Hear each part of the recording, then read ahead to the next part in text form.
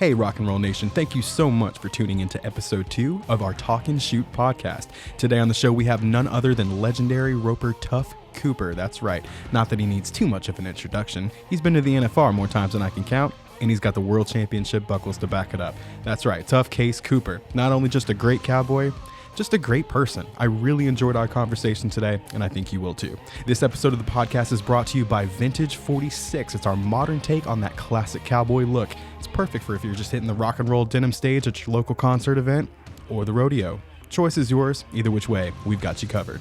This podcast is also brought to you by our latest collaboration, Denim. That's right, we've teamed up with one of the greatest brands in the Western sports industry to bring you a product that celebrates the rodeo lifestyle, as well as just keeping you looking really good and comfortable. Our Hui by Rock and Roll Denim is available at rockandrolldenim.com or your favorite local Western retailer.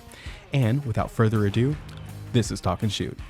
I've always noticed, and I think I stole this from, and I hate that I can't remember his last name, Jeff from the Cowboy Channel. He was on the Gauge podcast, and he was talking about the audience that I think we're really going for is the one that's kind of right on that edge. You know, the ones that we're trying to reach as far as like media for podcasts and Instagram and social media and all that stuff that we do. I'm really trying to look for that fan that's going to go to the rodeo because maybe there's a cool performance that they're going to see later after the rodeo, but they're going to see some really, really cool stuff in the 2.5 hours that lead up to it as well. And maybe that makes them a fan.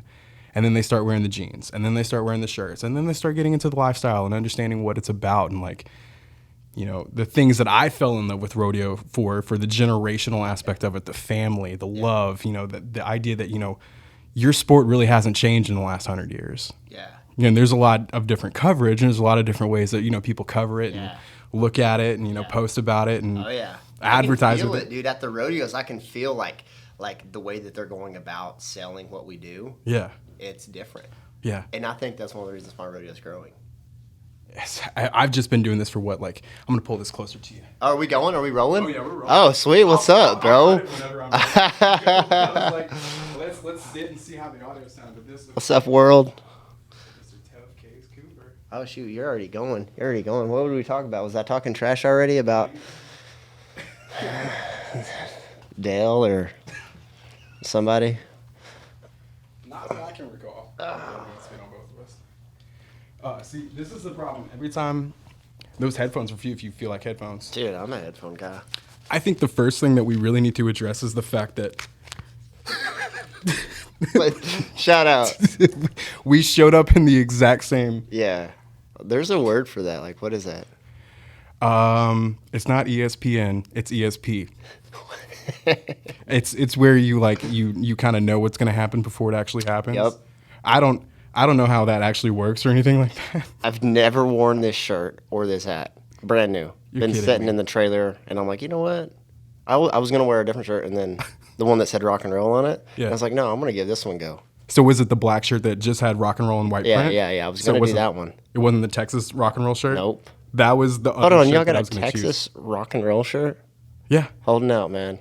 Dog, I take care of you after this podcast. Easy. All right. No problem. No, we made two. We made one with the logo and an actual brand. For real, though, I'm not just saying this because we're on the Rock and Roll podcast and in Westmore in the studio. I generally love wearing the Westmore Rock and Roll Panhandle products. Oh, shirts. We love having it. Oh, shoot. Made great. I love the jeans. I wear the jeans 24/7. Yeah. I mean, I've had a little bit of denim from other companies. It's never really been something I've explored, especially not in the Western apparel industry. There's a lot of companies here that's really what they specialize in. But I remember my first pair was yours, a performance. And then I got into the Revolver game, and then I got into the Vintage 46, and that's really all I've been wearing. And what's crazy about the Vintage 46 line is it's the exact same fit of jean that I would have worn back when I was in the band, back when I was skateboarding. Wow. Yeah, something that fits right over my Jordans. Like, I can wear it in a Western arena. I can wear it anywhere. See, that's the cool thing about rock and roll. It has so many how many fits do we have? Like, for everybody? For men, we have 8. For ladies, we have 6, but all of them have, like, different types. Like, for ladies, we have mid-rise, high-rise. We have the trouser, skinny. Like, and then for men, we have the Revolver. We have the Cannon that's a little bit wider for the stackable. Yep. We even have, like, fire-resistant jeans for construction. For anything that you would possibly need it for, we have some type of fit for you. What's crazy is some of our rodeo guys, too, like Isaac Diaz, he's a bronc rider. Yeah. He actually wears the FR denim at the rodeo because he says it holds up better. And he's awesome at what he does. He's great at what he does. He'll get on a roll. He might catch on fire. No, Isaac's the best, man. I love watching him ride. He's a good guy. But yeah, it's so cool that it's rock and roll. Anybody, check it out. Yeah, we got you. We got you. And that's I think I made a post last night. I also do social media for Rock and Roll Denim, so I'm always thinking of cap. Yeah. Oh, dog. Dude, See? Making us look good, for real. I try. We do nothing. Oh, come on. Y'all make my job easy. The runs that you make. But there was a post I made last night. It was of the Cody Ole event that we had. So Cody Ole had his very first, his match rope. Yeah. You and Shad. We did that it was May, I think. Yeah. Back in May. And Jenna is a graphic designer that we have here. She come out to shoot some photography for us for that day. And the pictures turned out so great. It was just a perfectly overcast day. It made this really gritty looking scene in the arena and everything like that. It just looked fantastic. And the shots that I got of you and Shad, I chose the caption last night. I was like, championship threads, second to none. For real, yeah. And it's just little things like that. Yeah, you're right. It's great that we have people like you and people like Shad that wear our brand and love it. And yeah, I couldn't do it without you. You throw the product on Shad, man. You know he's going to go fast, look good. He does. He's been on a tear this year. You've been on a tear this year, man. Man, we're back. 2021 season. We're full swing. That's 2 months left into the regular season. Yeah. It's been good. It's been great to get to rodeo full time. The rodeos have been selling out. It's awesome to compete in front of fans. Right. Pretty awesome. And I know that's a big deal for you. For any performer, really, is you have what you do, what you practice for, what you put on the work to do. You're going out there, you're roping till 3 a.m. sometimes in your arena back in Decatur. Yeah. But when you get to do it in front of people that also understand how much work you're putting into it, because rodeo is a sport, but at the same time, it's a lifestyle. Yeah. And the reason why there's a competition for tie-down roping is because that's what people have done on the ranches for hundreds of years, right? So that's something that I think viscerally connects to an audience, and the fact that you have full arenas now. I remember your run at San Angelo and what the crowd sounded like after your run, and it's just... Dude, it's that energy that they bring that they're...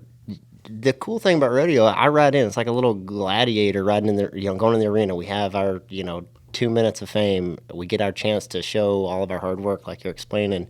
But all of the eyes and the focus and the energy that you receive from the fans, especially when you're at a place like San Angelo that really, really understands exactly what you do. Shoot, half the people there probably have roped a cow in their life. So it's really cool when you get that energy from the fans. Yeah. Well, tell me, I know that you have a new horse this year, or you've been riding on a new horse for a little bit now. Bro, you call him? Yeah, yes, sir. I bought him from Cade Swore and Rick Keffer, a couple of older. Well, Rick made the finals back in 2002, and he bred the horse off his ranch in Arizona. Partnered with Cade. Cade trained it, rodeoed on him for a few years, and I was fortunate enough to get to ride him at the NFR last year. And afterwards, Cade decided that he was going to sell him to me. Made the arrangements, was able to buy him, and he's been one of the biggest blessings of my life. That run in San Angelo, he's just so fast, and what's crazy about him, and I think it kind of speaks to how well you're doing this year, as I can say as a fan, and also, I might add, a limited rodeo fan, because I'm still learning the process of being a rodeo fan, but it seems like he's putting you in finals in a lot of rodeos. He is. Everything that I like to do with my style. My style's a little wilder. I'm not going to say it's over aggressive, but it's aggressive, and I'm trying to win first, and I will miss steps and skip steps because I'm trying to do my job and get it, be the fastest one every time I nod my head. And everything that I like to do, he complements my style. And it's really important whenever you're picking your horse, your partner that you're going to be competing with, because the horse can be really good and you can be really good, but if y'all don't fit, if there's not a natural fit, then you're going to have trouble. It's better to have the right fit for y'all two to be, compatible, for him to compliment you, for you to compliment your horse, and then it is to have, the greatest talent but can't put it together. Right. I mean, and I mean, you've been doing this, God, what, 15 years now you've been calf roping? How long you been doing this for now? Yeah, I mean, really, I'm 31 years old, so, I mean, professionally since I've been 18. Really, it's been a job since I've been about 14 years old. 14. So you've been doing it a long time. How rare is it when you find a horse that matches you and just like all cylinders firing? It seems like everything is a perfect fit. If you're lucky, you can find it once in your career. If you know what you're doing and you have a team around you that helps you find exactly what you're looking for, that knows, and you might be able to find it a couple of times. And if you are the best at what you do, then you can find it every time. Wow. I mean, it's been great watching him run. And I mean, that was kind of the first inkling I had in my mind. I was like, if I make it to Vegas sometime in the next 3 or 4 months, I'm putting some money on Tuf Cooper. Yeah. It's just, I don't know. There's something about it. It's beautiful. I know you had a good run in Utah too, right? Yeah, it's been a good summer. The rodeos have gotten so good, especially the big rodeos. They're paying so well. The NFR, the American, Houston, which hopefully we get it back next year. Right. Come on, Houston. Come on, Houston. It's one of my favorite rodeos. I love going down there. It's so awesome. Yep.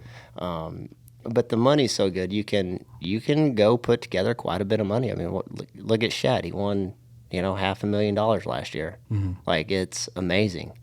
If you rope good and you have a big time horse for big time plays and you do your best, you can make some really good money doing this nowadays. Yeah. It's just in the couple months that I've been here, the growth that I've seen, not just on our side of it, because rock and roll it's grown so much. And I'm so proud to be a part of that too, but just the entire industry as a whole. I mean, you're starting to see us on, I think I saw rodeos on Fox 4, just on national television now. Like, that's happening more and more. You got the Cowboy Channel that's picking up every single rodeo now. So it's almost hard to miss a rodeo if you're a diehard rodeo fan. If you want to, somebody's broadcasting it somewhere. Yeah, I mean, how cool is it that the Cowboy Channel, covers us? Oh, game changer. Yeah, game changer, huge. Game changer. Yeah. I mean, that now that you can have, now you're speaking to the average fan that's you're speaking to the common fan that's always going to be there. Your repeat customers. Yeah. People are buying tickets when you come around through their city. They're going to tune into the Cowboy Channel and watch every single one. But you also have an opportunity to grab those other fans, say the American next year or the NFR this year, when it's back in Vegas and the big production and everybody's marketing dollars that are going in to make it one of the biggest rodeos of all time. Yeah. Like, that's when all eyes on something is really, really important. I think what the Cowboy Channel has done for that is it's second to none. Oh, absolutely. It's huge. Yeah. Huge. Yeah. My buddy that used to catch for the Phillies, he's called me the other day. He's like, hey, I get to watch the Cowboy Channel all the time, like every day. Yeah. And he was like, man, it's so cool that you are getting that coverage now, because he's a fan of it, but just like all of us are, if it's on there, it gives us the opportunity to, grow the fan and deepen the fan.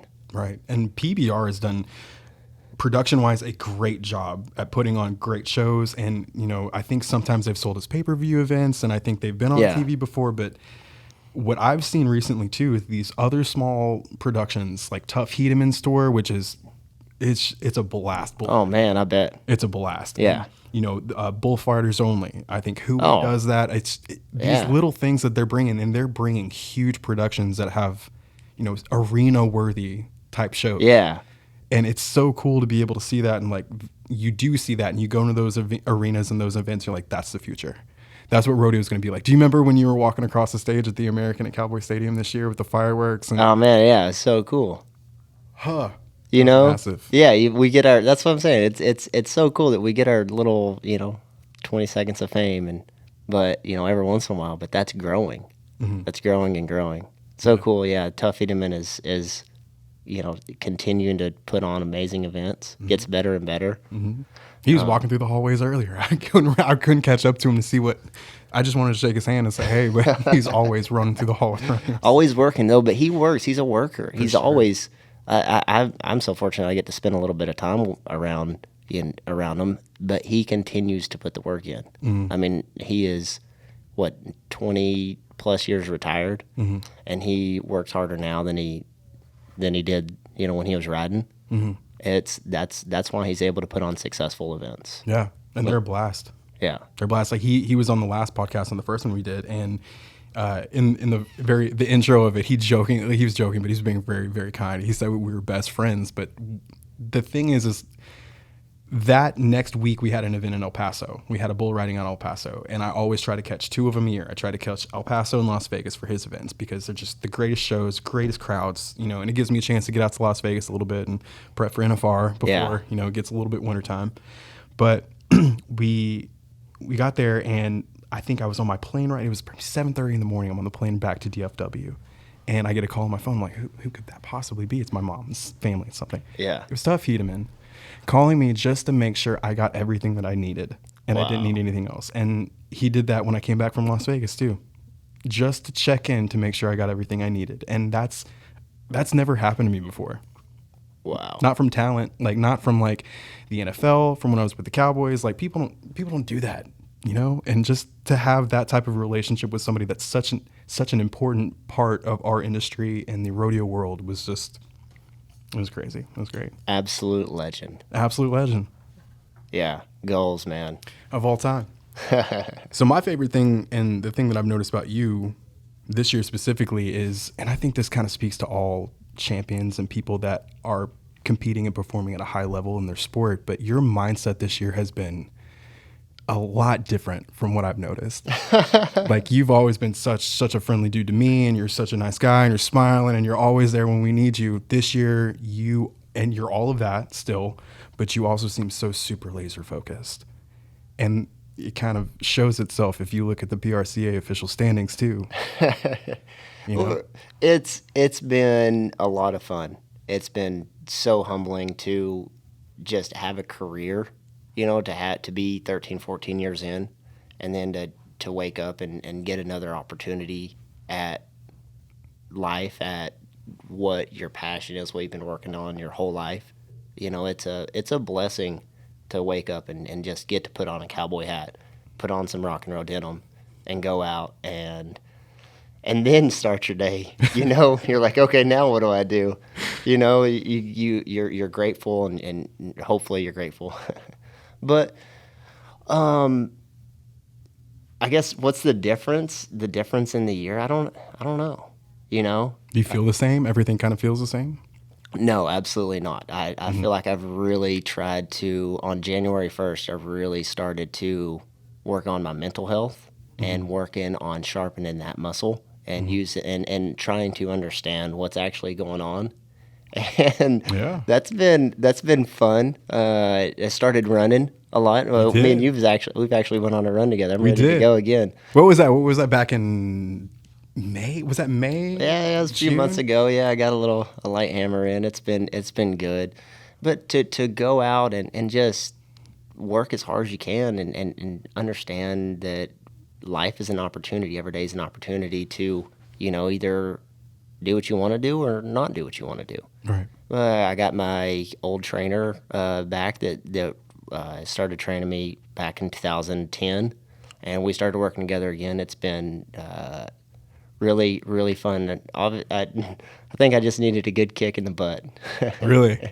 Oh, yeah. It's crazy how sometimes that's all you really need. And sometimes you just get the right circumstance and the right person comes along, and that's all you need. Yes, sir. But yeah, we did go on that run. You came over to my place. I live right here in Fort Worth, like right over by Panther Island Pavilion, and you know we have those running trails up by the Trinity.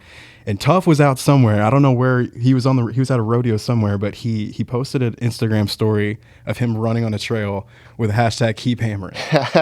And that, of course, is a Cameron Haynes.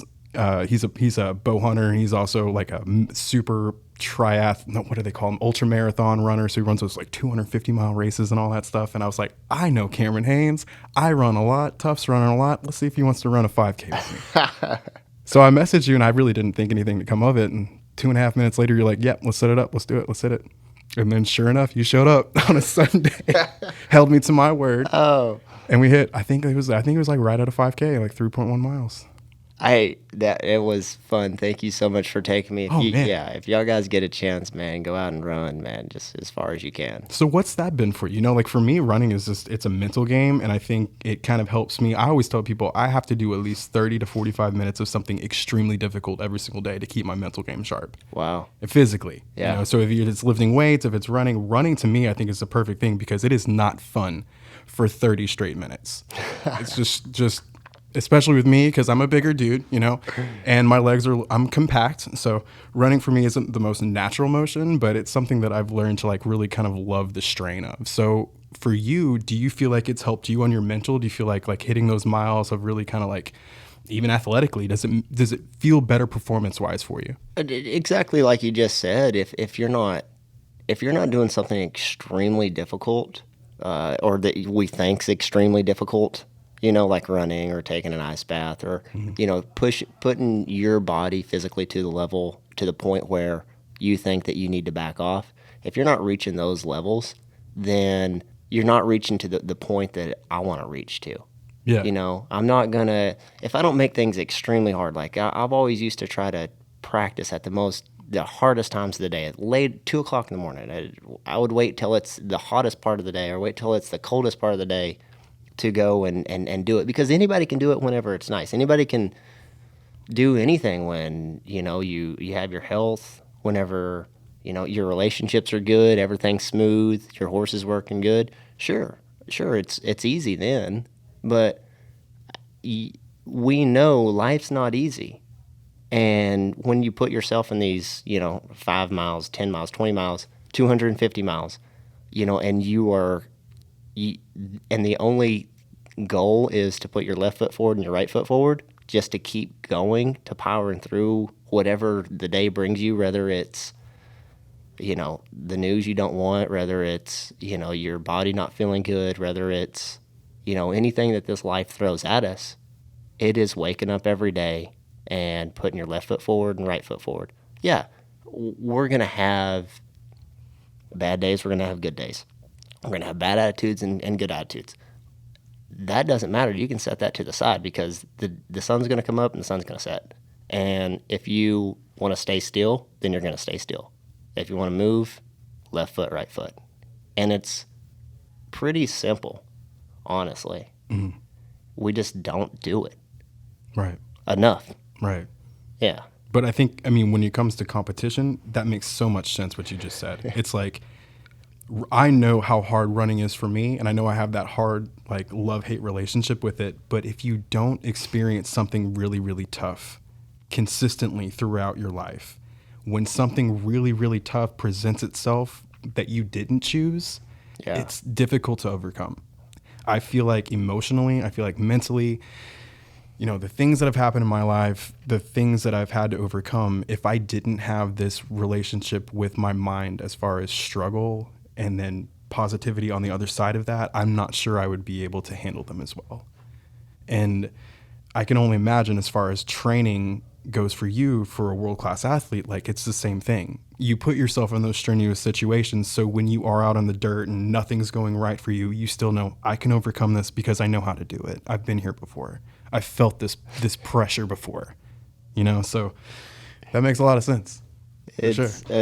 Success is not about what you accomplish. It's about, you know, what you can overcome. Yeah. And it's sometimes it's hard to overcome a lot of things, you know, and it's nice whenever you have, you know, people around you to help you get through stuff. And sometimes we do, sometimes we don't. God's always there.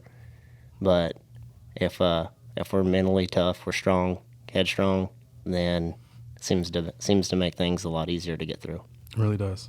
So when you're on the road, when you're on rodeos, and I know Tiffany probably travels with you a lot these days, but when you're on the road and by yourself, do you have anything that you kind of go back to that, like, keeps you going, keeps you motivated, whether it's music or a book or a movie or anything like that just kind of keeps you grounded?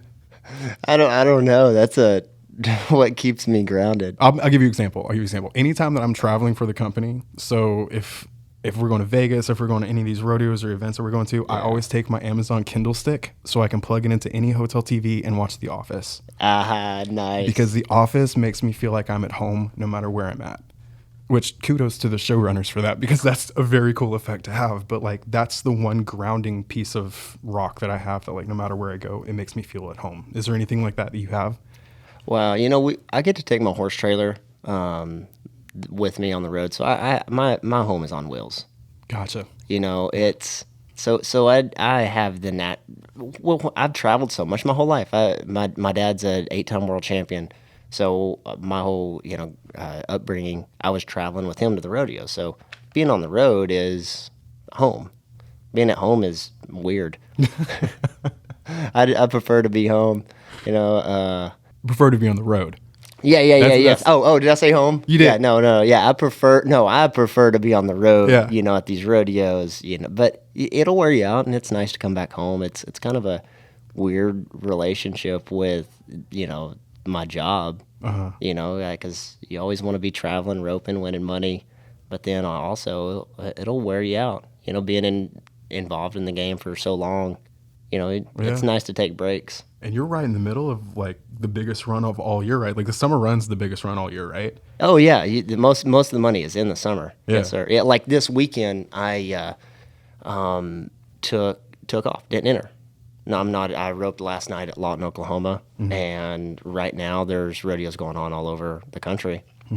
And I decided, you know what, we're not going to go anywhere this weekend. We're loading up, and we'll start on Monday. Probably not something that I would suggest to an 18-year-old kid or a 25-year-old kid. But whenever you're looking at the big picture and you understand, who you are and what works best for you, and what works best for me is to take a few days off here and there, let my mind reset.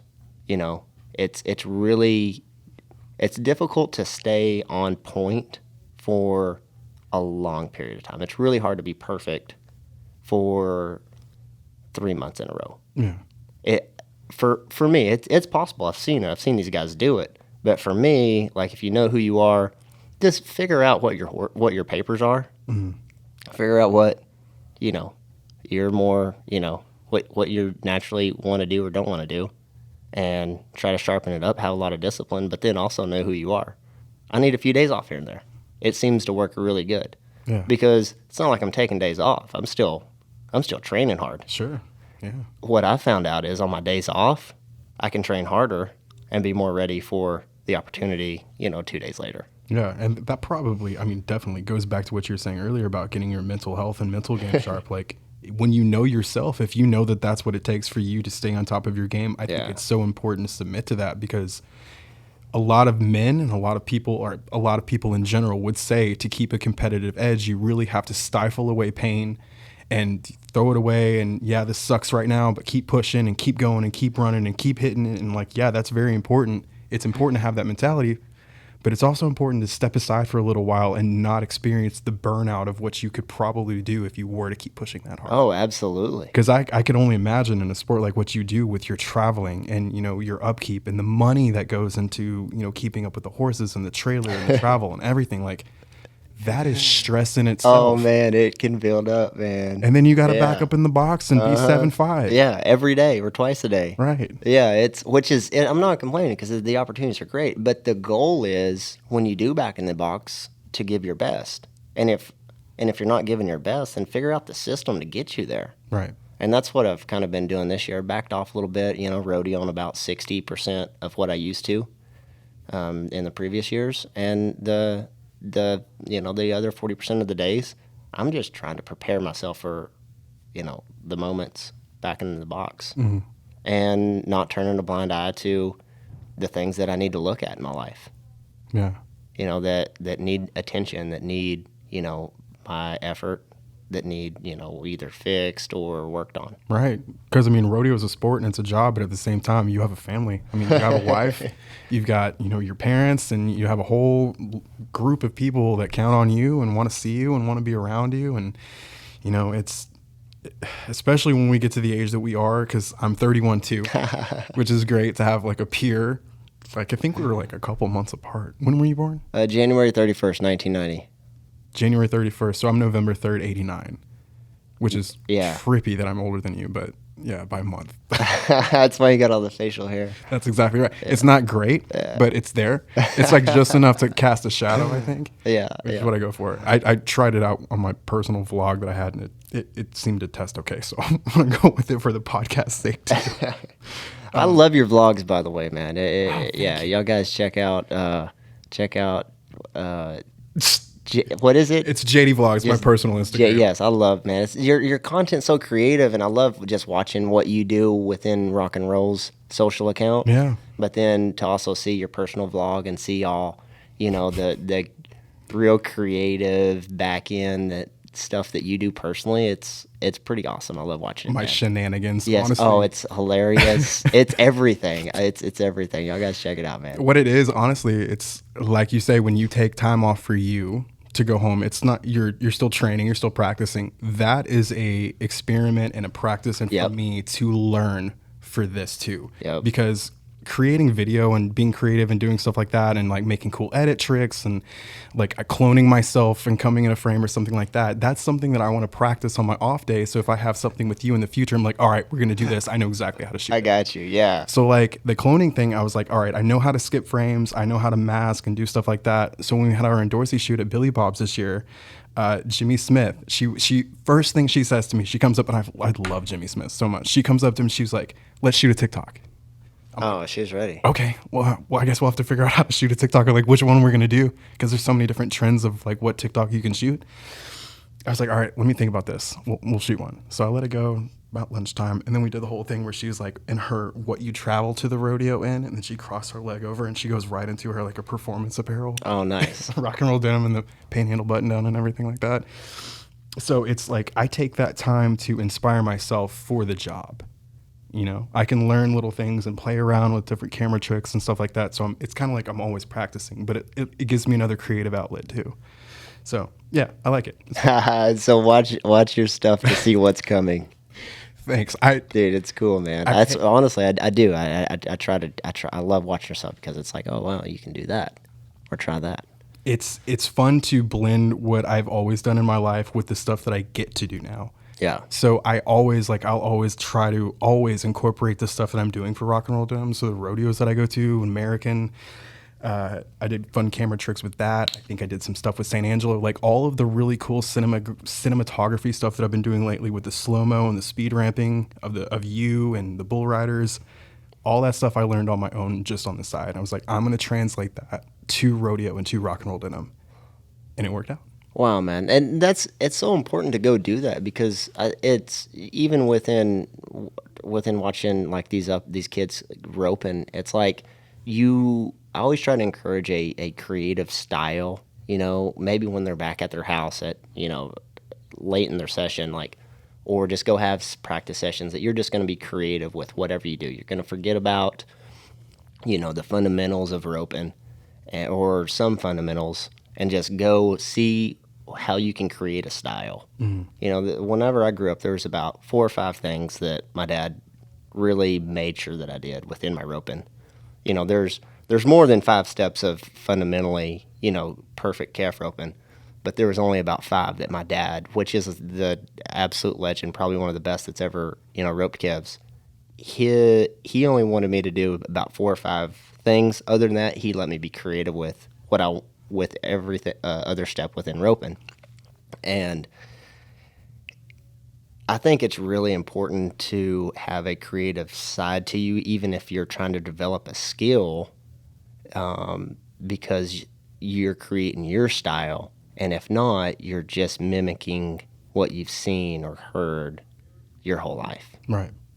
And if you don't go and put in that extra work that is creative, it's I don't think you're ever really going to obtain, your own style. Mm-hmm.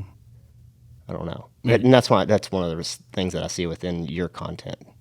Well, it's very creative. It's like so there was one post I made of you. I think it was a San Angelo run, and it might have been at the shootout instead of the actual rodeo, but it was a post of you, and immediately once you like whip your slack, you throw your leg over, it hits a slow-mo. But you commented on that post, put it in my back pocket. So is that one of the techniques that Soup taught you? That one's probably to put it in your pocket. Yeah, that's what we say. It's the calf roping lingo is pretty funny, but that one's probably more creative. So actually, whenever the creative style that I had was holding your slack with two hands. Gotcha. Definitely not coached or taught. It was just something that came up.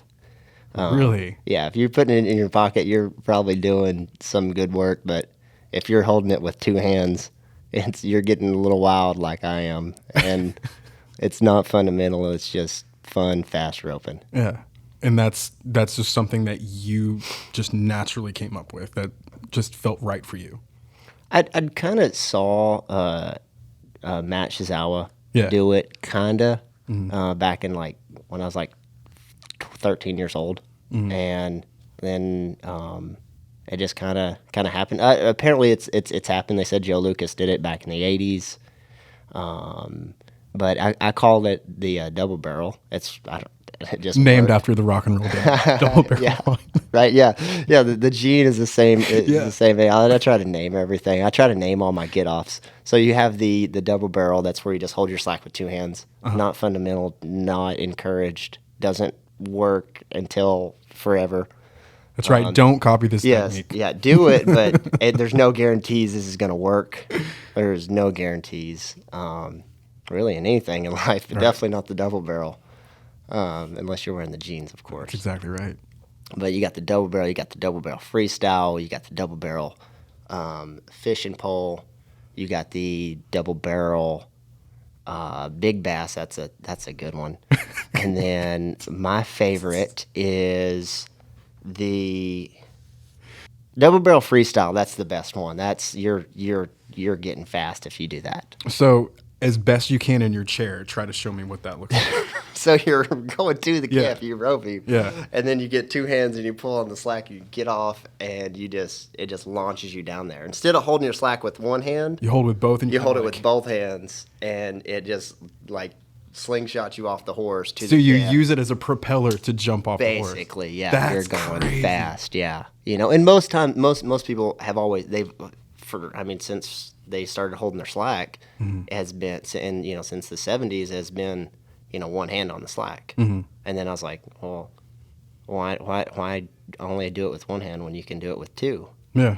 And go faster. Yeah. The name of the game's speed. But then you get into the, situations of, going too fast is speed traps. And then once you figure, that's what I'm saying, it takes a while. Once you figure it all out. Yeah. Well, help me with this too, because like I said, I'm very new at rodeo and the nuance of all the rules and everything. But especially in Calgary, there is a jerk down rule. Yep. Right. So does it tend to cause more jerk down if you were to use both hands to propel yourself? It's actually supposedly two hands makes it where the calves stay standing, and so it really helps out the the newer restrictions that we have. Right. So when you're in Calgary, you're going to see a lot of double barreling. Solomon won it this year, and he was double barreling it. Yeah. Shad was very close, but he got the jerk down. Oh, see, yeah, exactly, yeah. It was, but Shad's run was one hand on the slack, and so when you get to these new these events that are so fast, that they don't have a lot of room for fundamentals. It's 6 seconds. We're skipping steps, and that's kind of whenever the style of your creative style needs to come out, because you got to figure out how to get the job done within 6 seconds. Right. And you have these restrictions of, you have to keep the calf standing, and that's about it. That's enough, though. That's enough, though, yeah. It's the game of calf roping is so different than than what we grew up with, that I grew up understanding. Right. It has evolved so much. Even even just the way that the announcers are announcing, selling what we do to the fans, it's, completely different. As we were previously talking about, like, it's so cool. It's really cool to see it change within the last few years. Great money, coming our way. It's getting better. Are the quality of calves better too? Some places, Yeah. a lot of places they are. Yeah. This year we just had Shane Hanchey take over the calf roping director. So he kind of is in charge of making sure that the cattle are prepared properly at all the places. And it's nice that, he's a competitor, but he's also, making sure that we're having the best draws that we can have. Right. So you're seeing better cattle this year than you have previously because we're having an actual competitor, heading that job. It's good when you have somebody that knows the ropes and knows how it should be. That makes it better, not just for, the rodeo itself, but for the competitors. Like, at the end of the day, you want to see a great rodeo and you want to give you guys, the world champions, the best, possible way to win. Absolutely. The fans want to see our best. They want to see that. I want to see people's best. And whenever you have the best chance, then yeah, you're probably going to see some cool stuff. Yeah. Yeah. You come from this long family of ropers. Like, your family is a legacy in the sport of rodeo and, sport of calf roping and team roping, steer roping. Yeah. All roping, really. Yeah. Right? Roping is in our blood. So, and you're Tuf Case Cooper. Your father's Roy Super Looper Cooper. And then your grandfather was Tuffy Cooper. Yes, sir. So where does the name Tuffy come from? I just old school bad tough sucker. You could say badass. It's okay. Yeah, you can. I'll say it for you. It's an old badass. Yeah, I like it. I'm not sure where he got the name Tuffy from, but it sure is cool, for me to be named after him and to continue his legacy. He's my dad's dad, which is taught him how to rope. Very smart, probably loved roping as much as anybody. He traveled a little bit and got to compete quite a bit, but he also stayed home and raised 3 champions. My dad's brother, and Betty Gail Cooper, who's passed away, but she was one of the original lady ropers, breakaway ropers. She would even tie down. So it's really cool to see what breakaway's doing now and the influence that she had on breakaway roping in the 70s, 80s, and 90s. I didn't know that, dude. That's cool. Yeah, they even said that she could beat my dad in a roping when they were kids. So I believe it. That's so cool, man. Yeah. So you have this crazy family dynamic that is just all in on roping, and it doesn't just come from my dad's side. My mom, her dad, Clifton Smith, he was an NFR qualifier. He has a son, Strand Smith, world champion. Basically everybody in our family, cousins, we all have kind of roped or used rodeo for our job. It's the family business.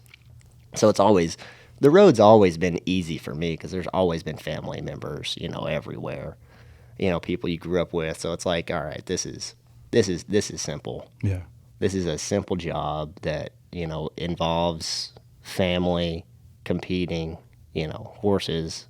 And so it's like the easiest choice in the world when you're a kid. You're like, wow, I got all these people to show me how to make a living and be a world champion. And I always say the coolest thing that my dad ever taught me or even gave me, and my mom, my mom as well, is they gave me a purpose, not just a purpose, but I guess when I wake up every day, I get to go after a mission. I have a mission that I'm on every day. And it's to, obviously, be the best human I can be and be good and fight the good fight. But to wake up and have your personal mission that you're on to become a world champion, to become the best roper that you can be, is one of the greatest gifts that, I've ever received. So it's awesome. Yeah. Every day I don't necessarily give my best effort, but the days that I do realize, what I have, excuse me. Oh, you're good. It's stinking awesome. I mean, You hit it on the head. I feel like my personal mantra for something like that is I feel like if I can just get 1% better every single day, and I know that a lot of people think the same thing, but it really is true. In anything that I do, if it's, trying to maintain the legacy of my family, just be a good man, be a good person to the people that I come in contact with every day. And I'm blessed in this industry to be able to come in contact with such great people. And I've told you that before. That's my favorite thing about the Western industry is everybody's just family, man. Got some good people in here. Look you in the eye, shake your hand. They'll show up when they say they're going to show up. I probably keep preaching this on this podcast, how amazing the people have been to me in this industry. And it's a lucky place to be. So I feel the fortune. I think that's cool. That's really cool. And then to land at a place like Westmore with the Hawksters, Crazy. It's just the family business. Yeah. Exactly. I'm at home when I'm here. Yeah. When I come in to see y'all guys, it's so great. Yeah. So great. And I'll put it on every caption. There is no family like our family. And we really are like a huge rodeo family. From the first day I met you at Billy Bob's on our first NFR media shoot way back in the day. I think that was for 2019 NFR. Way first back, time I met you? Way back then. Way back then. So, I mean, you took the time out of your day to come hang out with me and the time out of your crazy busy summer schedule to come hang out with us on this podcast. What's next for you? Like, what are the next rodeos you have coming up? So we are August 12th. The regular season ends September 30th. So we have, right at 6 weeks to go for the season. Mm-hmm. Tomorrow we're going to load up the trailer and head up to Caldwell, Idaho, and we'll stay in the Northwest, Washington, Oregon, Idaho for about a month. There's some really good rodeos going on. I like some of my favorites, Ellensburg, mm-hmm. Kennewick. There's some great rodeos. Pendleton. Mm-hmm. Yeah, some really good rodeos. So looking forward to finishing off the season. Mm-hmm. As far as strategy, this really every bit of the season, I always trick myself and to say that, how important every part of the season is, because really every rodeo is a huge impact. But this, to me, if you're in a good position, with the standings, you probably have the finals made by now, or you're fighting and for your spot for the NFR. For me, this year we got the finals made, good spot. We got a great season going, so it's all about just getting set up for that. The third quarter, the fourth quarter, wherever you want to really put it. And I always feel like if I can create, the momentum within the last 2 months, that really parlays over into the December, the 10 rounds that you go, that is the most important part of the season, because that's where the most money's at. So the next 6 weeks, try to focus on creating momentum, just not necessarily trying new things, but then just sharpening up on, exactly what I want to be doing. Right. And as we're trying to win as much money as possible every day. Yeah. My favorite part about all that is you didn't say I, you said we. We. I think it's so cool that that you have a team behind you and you have a support system like TJ. TJ's at all your rodeos now. TJ takes care of you. He seems like he's a good part of the crew too. That's my boy, yeah. Bro. TJ Alexander, man. Yeah. Couldn't do it without him, man. He doesn't get enough credit. I wish he could go on stage for me every time. I want to win the world so bad, just so he can win it. Yeah. Because he's putting in, he's dedicated so much, and it's so cool if you have somebody. If it's easy for my mom to support me. It's easy for my wife to support me. My dad, your best friend, but.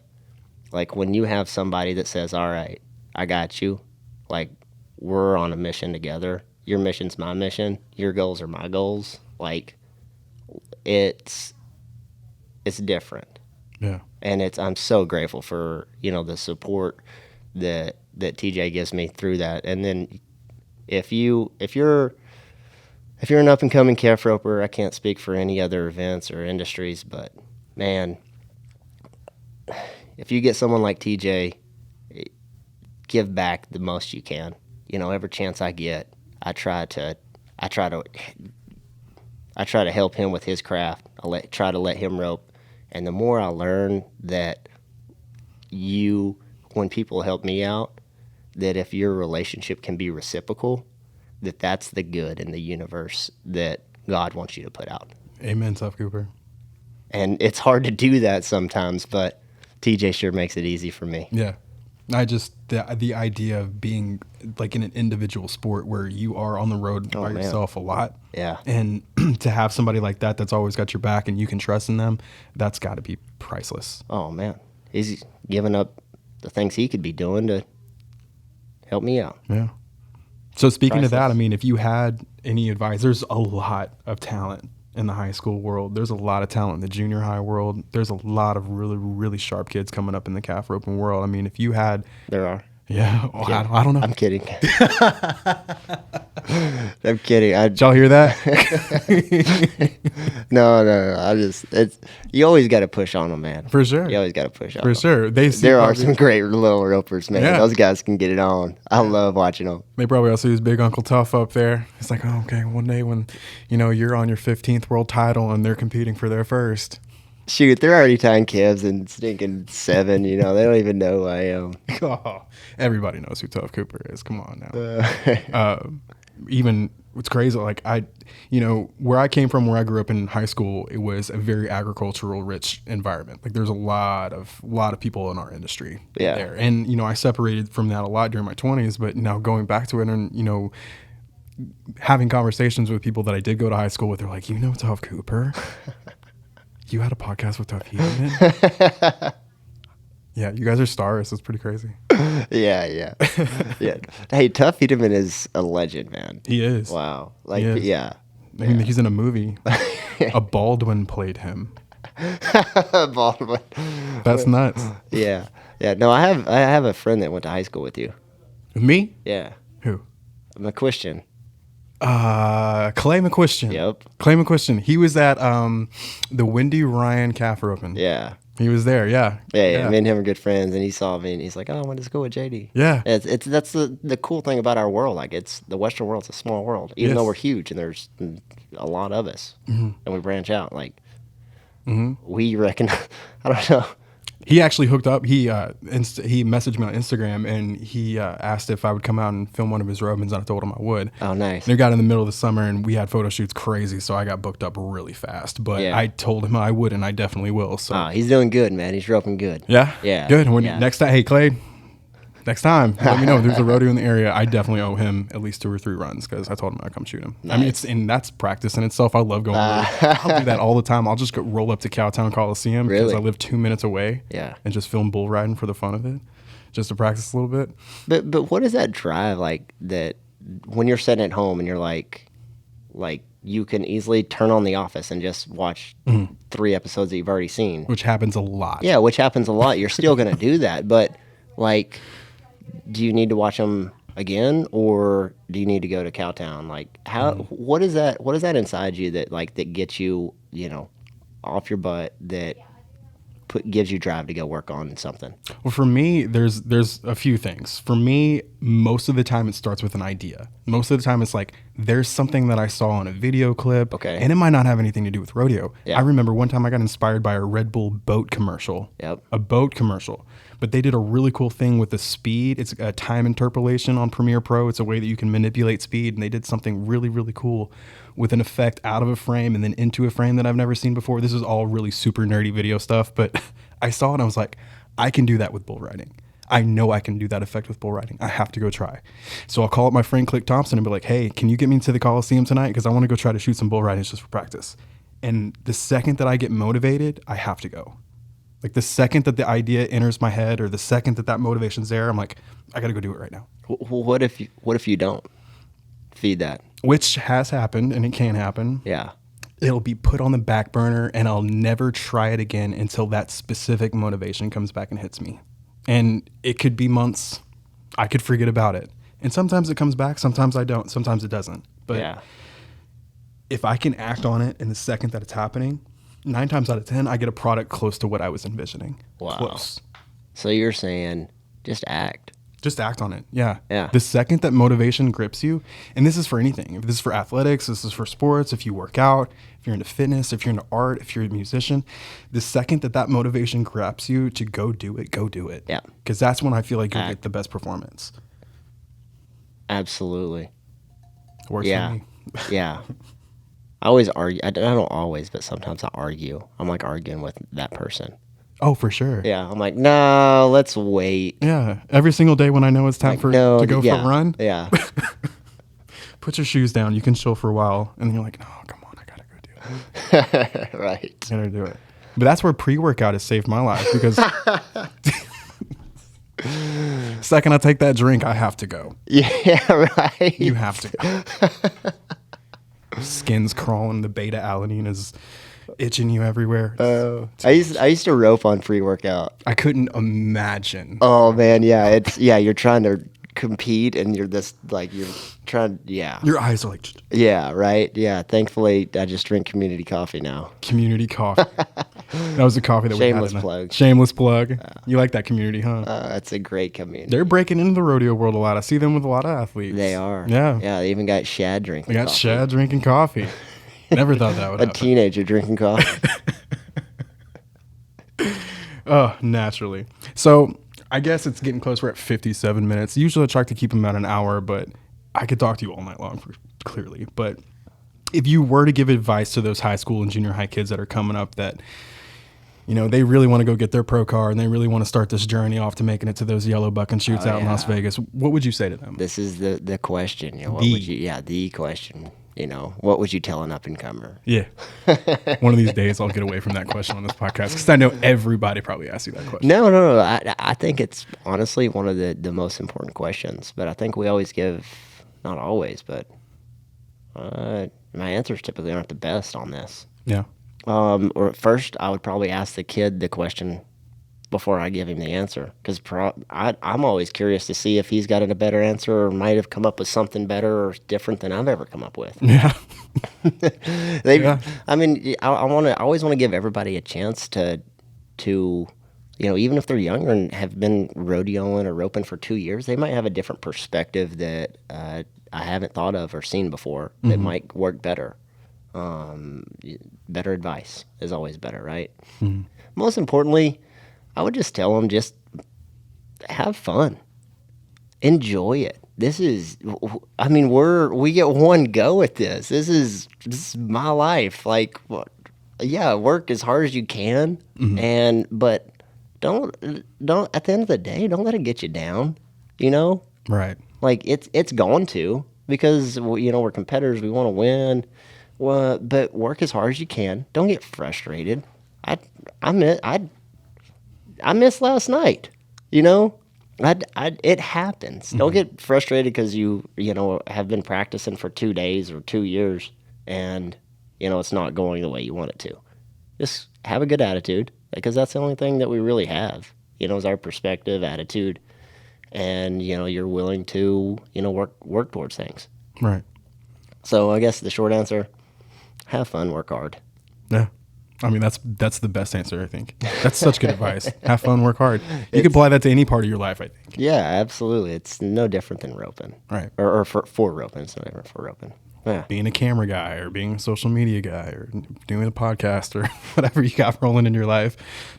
Yeah, just because you don't have a plug-in for your third camera doesn't mean it's going to ruin your day. Yeah. You'll figure it out. I'll explain that on the vlog, what I had to go through to have 2 cameras rolling for this podcast. I'm over here sweating. Tuf's like, hey, man, I'm on a little bit late. I'm like, don't you even worry about it. It's totally fine. I got to figure out this camera situation. So we're fine. We'll figure it out.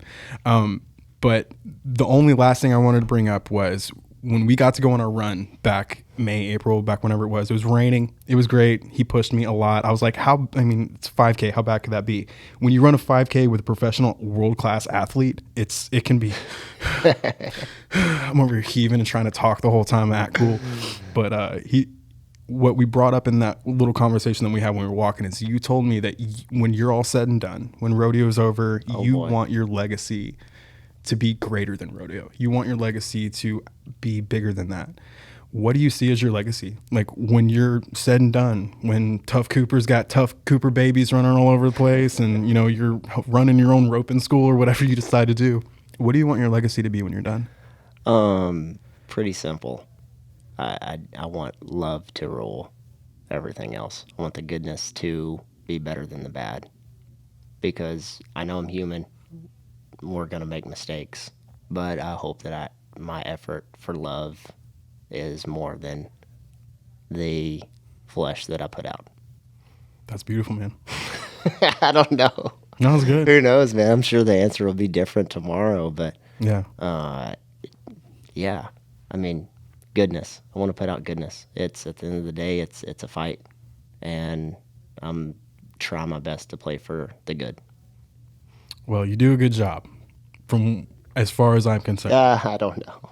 You've always been such a gracious character when it comes to media and it comes to anything I've needed, and I can say, and I can proudly say, you're the first like good friend I've made in this industry that's a rodeo athlete, and I really cherish that. I really do. It means a lot to me. Hey, thank you for all you do for us, as you know, for our job. But yeah, back at you, bro. Yeah, 100%. Yeah, you guys make my job easy. So, Tuf Cooper, thank you so much for hanging out with us on the Rock and Roll Denim Talk and Shoot podcast, episode number 2. Do you have? I let Dale wrap it up last time with his little words, with his great words of advice. So, snap! I'm gonna let you wrap up the same way. So, go ahead. How would you like to wrap up this podcast? Okay, I got you right here. Let's hit it. Thank y'all for everybody coming out, listening to the podcast. JD, I got my running shoes on. I'm ready to go 5K right now. Bet. You ready? Let's go. Let's go to work. We're gonna hit a 5K. We'll see you guys on the next one.